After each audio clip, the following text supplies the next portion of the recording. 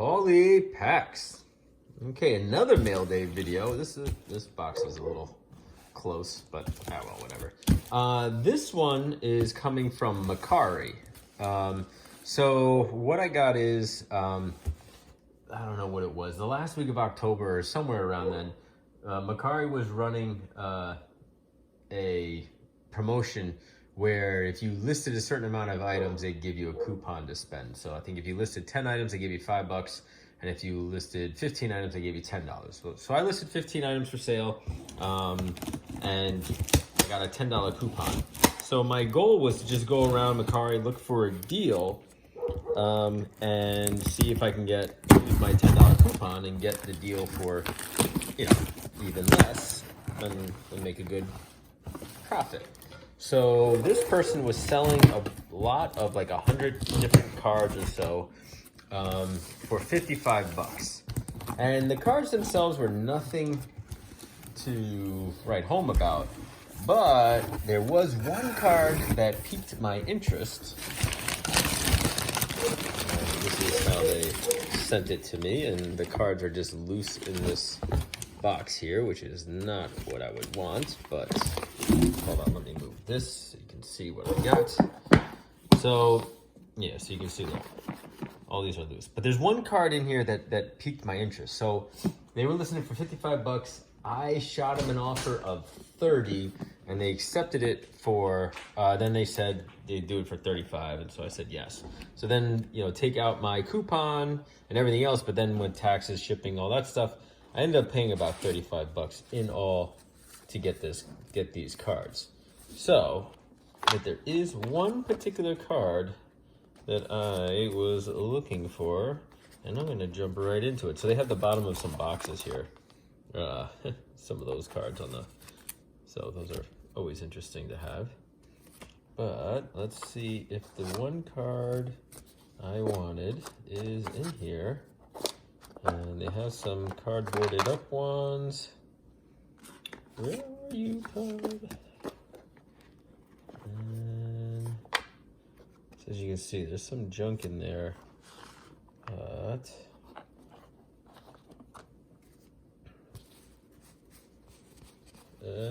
hold on one second.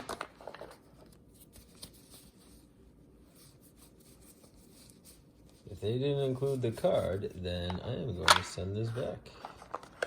Must be here. Yeah, these cards are not in the best of shape either. And oh, there it is. Oh, nuts.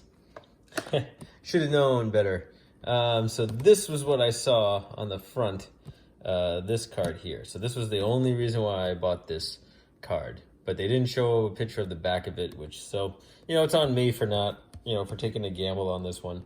But this card itself, when you look at some comps on eBay, this card was going for like $50 on eBay. So I figured, all right, this was a Michael Jordan Chaos in the Windy City 1994 Upper Deck, and it was some sort of promotional where it was part of this larger like page, and you could rip it out from the cardboard, or perforate it out. But obviously when somebody did that, they messed that up. So now this card is probably only worth like $1. But but I don't know, it must be some part of, like, I don't understand here. Maybe this must be some part of the video game then. So it must have been a video game that, oh, okay. So if you bought the video game, you got this card in here. So Michael Jordan's throwing flaming basketballs at the card, or at the guy to stop his evil plan. I don't know what this is, but so that's the only reason why I got this set, because I thought, all right, if I can get it for cheap money and then turn around and sell it, I can make a profit. But now that this card is kind of crappy, I'm not so sure I'm going to get my money back on any of this stuff. But let me pause it here. We'll go through what else I've got in this set and see if maybe there is something else in here that might be interesting. But this was what I was hoping for, but struck out here with this one. But who knows? Maybe you still sell it for like a few bucks. All right, let me pause it here. Okay, back again. So let's dive into some of these cards here. So A lot of these are going to be early 80s cards, mostly from the Fleer set. That's what the picture was. And I know that I'm going to just try and see if I can see any of the errors off the top of my head for these ones. What I'll have to do is, just trying to see if maybe I came across them, but I'll pause after I go through these, I'll go back and make sure I didn't have any of the errors for these, because obviously everybody, as you guys know from my last bunch of videos, these 82 and 81 Fleer sets, and even the Donruss sets have a lot of variations or errors in them.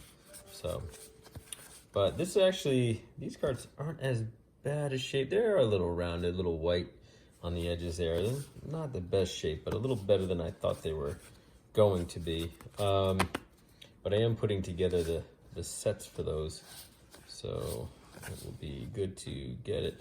Oh, this is actually, I think, one of the potential errors.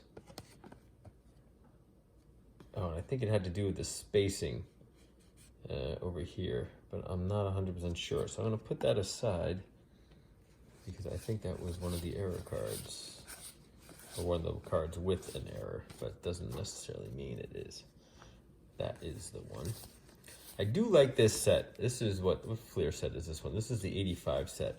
This is one, and I've mentioned this before, but the reason I like this set so much is because it was one I never got a chance to really collect as a kid.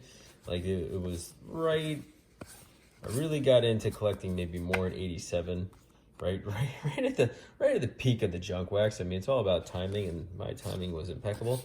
But you know, that's when, you know, I don't know, maybe I was 8 years old or whatever I was, but that's when I had the ability to start getting cards or asking for cards for Christmas and things like that. Like, you know, people would get it for me as gifts, or if I'd have some extra money from doing something, I'd, you know, go to a card shop and buy those cards.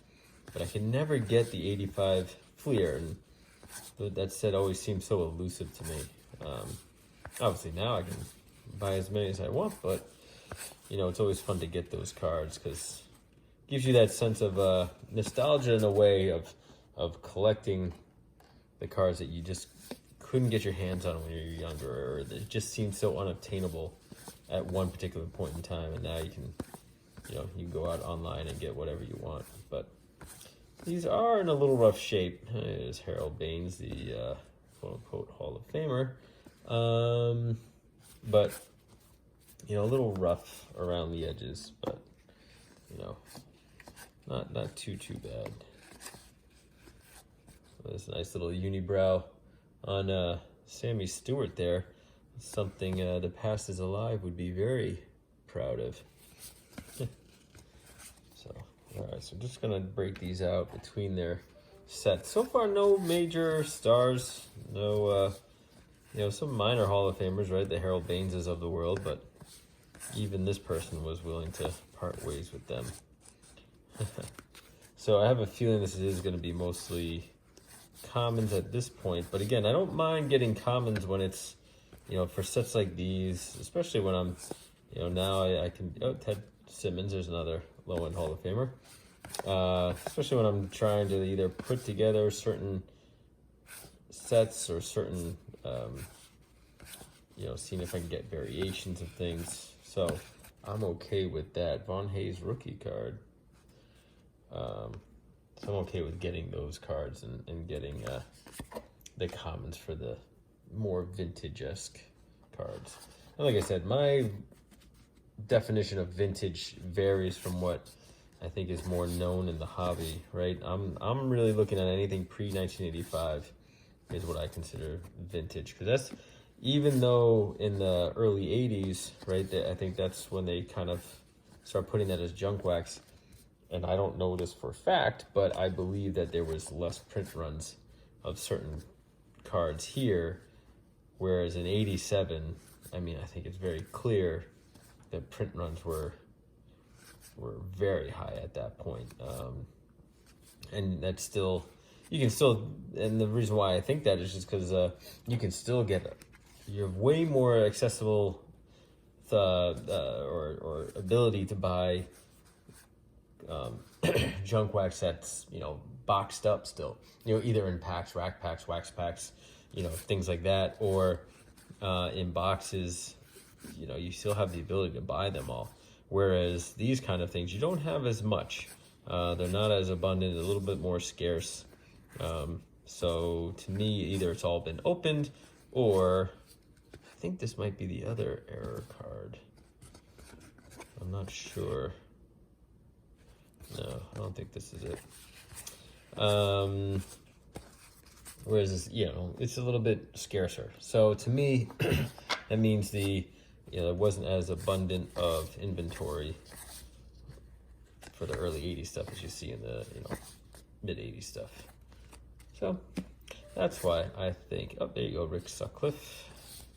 That's why I think, you know, I classify it from, yeah, you know, 86 top seems to be kind of saturated, but this stuff, you know, I don't see all, like, I don't see the 85 Fleer all that often in people's collections. I don't see, you know, even the 84 Fleer or anything like that. Like, I don't see any of that in people's stuff. So I think I'm convinced there's less of them because I just don't see it as often as I do with other stuff. You know, if I buy somebody's quote unquote vintage collection, I'm bound to get 87 tops or, you know, or such a junk wax, but not too often do you see this.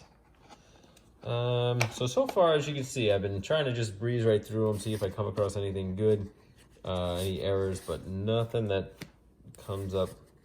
And then here we go. Now we're in the true junk wax 89 score. I'm actually putting together this set, so I will put these cards aside and see if I can have anything there. And there's Von Hayes now later on in his career. Bobby Bowe. Matt Williams, second year card for him.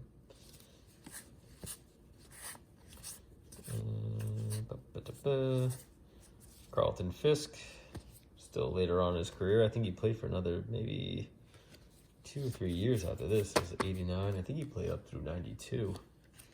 So he played for a long time. For a catcher, he played for a very long time. All right, there you go. You got Eddie Murray. So in these ones, you're gonna get some higher end, I guess, names than were for the older one. And the 1990 Fleer set is another set I'm putting together. So these will also go towards that set. So in the end, that's not too bad. Jay Buhner, a second year card after getting traded from the Yankees. Or 88 actually was his rookie, so never mind. But that's the only so far advantage of buying this was that it helps me build out some of the sets I was looking to do. But for 35 bucks, right now I'm not seeing the value, and I probably made a little mistake here. Here's some 85 Donruss, but these are going to be in tough shape, especially with the black borders. It's going to be hard to keep these in good condition. And these were the cards that were kind of loose in this plastic box when they got shipped. They were kind of bouncing all around, so I'm sure they got dinged up even further than they were. So, and there you got some leaf in there too. Oh, some more leaf, but these are, you can see they're wavy. See, they're all bent up, so must be either some water damage or they were just stored badly. You know, typical for this kind of card. In terms of, here's Ted Simmons again. You know, people weren't necessarily, when you collected these cards and you were a kid, you definitely weren't keeping them in the best of shape. Even if they were the cards you liked, you were always touching them, playing with them, all that stuff. So they tended to get chipped and banged up. But that's what happened back then. All right, let's see, any more stuff. So what we got here? We got MLB Showdown, the card game. So you got Roger Clemens, Andy Pettitte, Tino Martinez, all the Yankees. Jorge, hip hip Jorge. So we got some Yankees for that one. That's not bad. As a Yankee fan, I don't mind. If I'm gonna get those cards, I might as well get them of the card people that I like. So again, a mix of 85 Donruss and 85 Leaf. are really banged up. So yeah, look at them. They're really kind of wavy and got the accordion effect going on there. Let's see. Got a few more to go through. So you got Del Curry. This is Steph Curry's dad. Looks like he's speaking to either a basketball camp or a school. So this is the NBA Stay in School project. So stay in school, guys. All right, we got paper loss. There's strawberry card. Oh, there we go. Randy Johnson. Decent. That's a second-year card for him. Ramon Martinez. We got Mark McGuire. All right, so we're getting, like I said, those era we're getting some good ones. All right, let's see here now. So we got some classic WWF cards, or it's from Classic anyway. So it's the 1990. So Andre the Giant, 7'4", 520 pounds. Yikes. Least favorite animal, Jake the Snake Robert. It's Python Damien. Least favorite person, anyone who dares get in the ring with him. Okay. Headbutt is his famous wrestling move.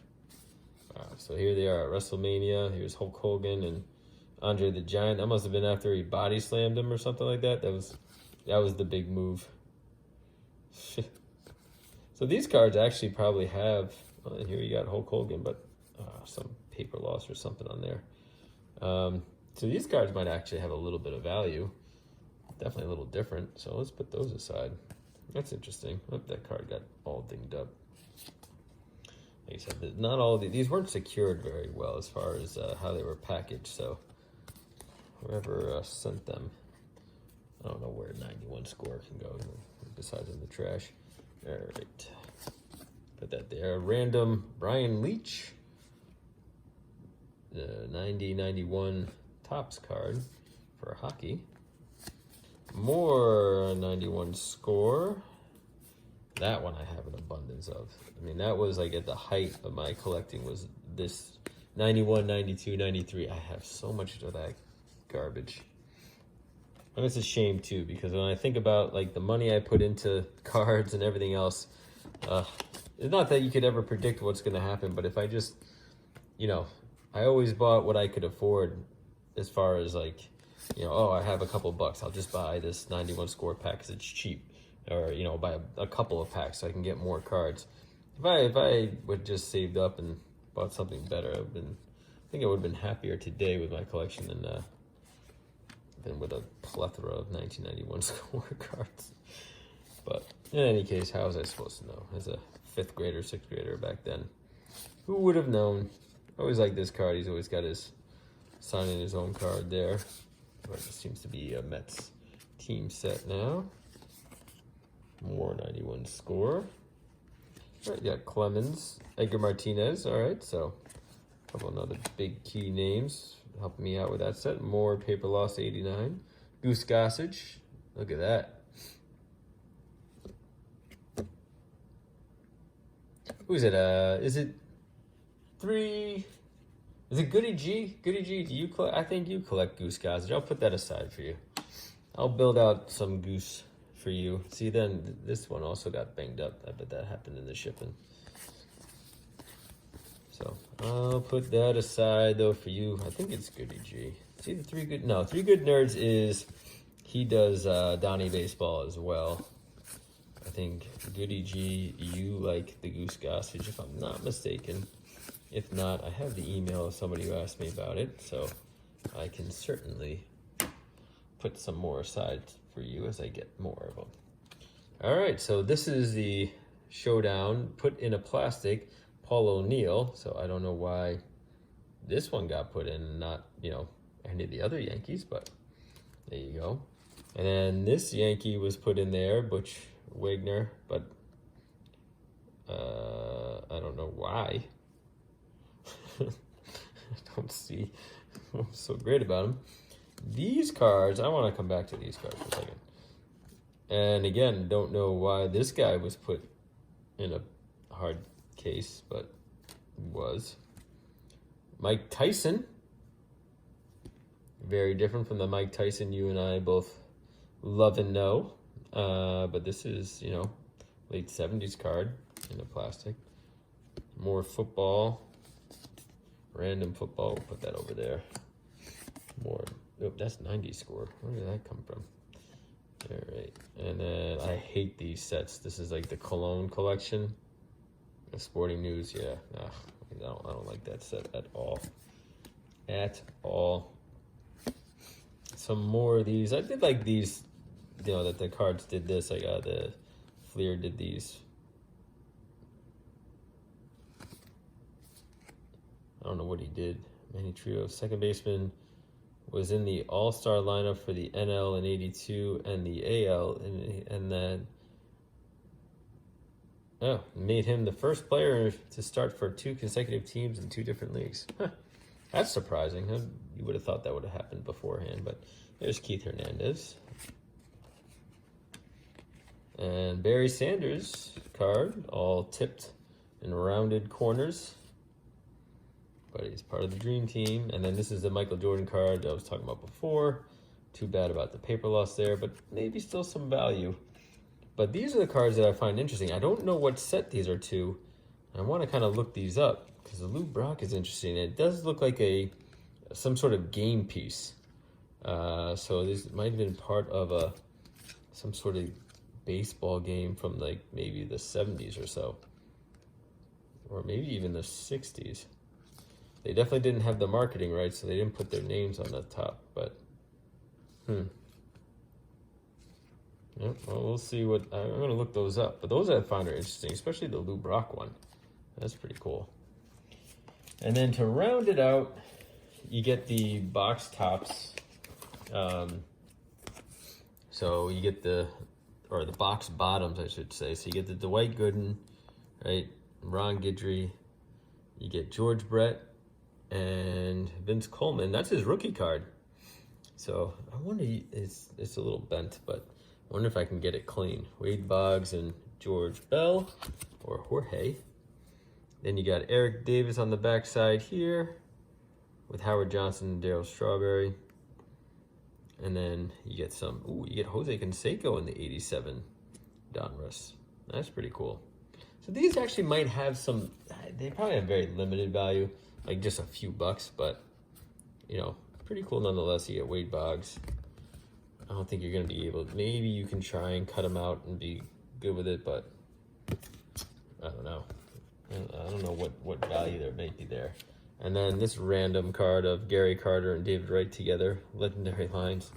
And then this large Reggie Jackson card. So that rounds it out. So ultimately, again, I paid $35 all in after the coupon, after shipping and everything else. This is what I got. And so I'm going to take the L on this one. I don't think this was very good. You know, the big card that I thought maybe, I could sell this for 50 bucks, you know, and make my money back just here and then have the rest of this cards was my goal. But of course, shame on me for not looking for pictures of the backside of this, and exactly why they didn't post a picture of the backside of this card. So that's on me. But maybe there's something here with these cards, you know, and then the wrestling cards were pretty interesting as well. You know, just a few bucks, you know, nothing crazy. But I did get some fillers for my sets that I'm building out, so that's okay. But again, I don't think I got my money's worth here. I probably, if I was turn around and try to sell this stuff right now, I probably would end up in the hole. So I will take the loss on it, but there's still some interesting cards here. I am going to go through, see if there are any other error cards. Oh, there was just a pile here I didn't go through yet, but just to make sure I didn't have any error cards. If I do have any error cards, I will cut back into the video, but otherwise, I don't think I ended up with any. So I will call it here, Bert by 11, and I think we're good to go. So, all right, guys, like I said, unless I find an error card, I will cut this video back in, but otherwise, I'll catch you in the next one. See ya.